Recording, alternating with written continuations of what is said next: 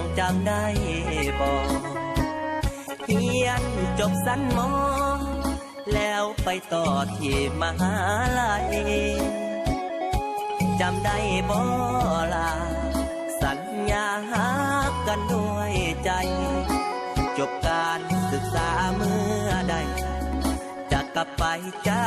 ดงานวิวาห์ผ่านมา2 ปีน้องนั้นมีเส้นทางเลือกใหม่หนุ่มมหาลัยดีกว่าอ้ายน้องลืมสัญญาสังคมเมืองใหญ่ดึงใจเพียดไปไว้ว่าอายจนถึงการศึกษา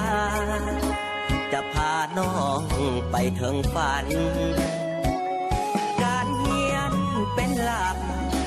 ความรักเป็นกำลังใจความหวัง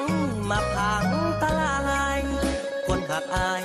เกือนคำสาบานมีทางเลือกใหม่ทิ่มอายไปกลางสถาบันชีวิตขาดคนร่วมฝันใจไหวหวั่นเหียนไปซ้ำไปปริญญาใจหมดความหมายบ่ได้สานต่อฮักที่คอยรอไปบอดจอดก่อนเส้นใสการเรียนเถิงหลักแต่ความหักอายปลาใสสัญญาวิวาฝันไว้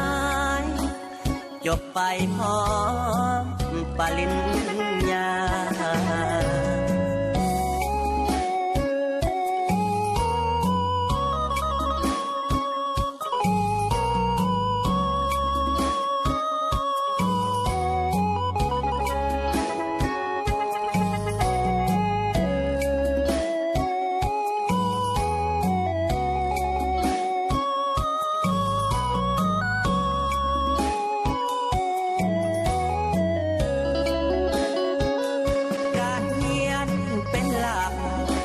ความรักเป็นกำลัง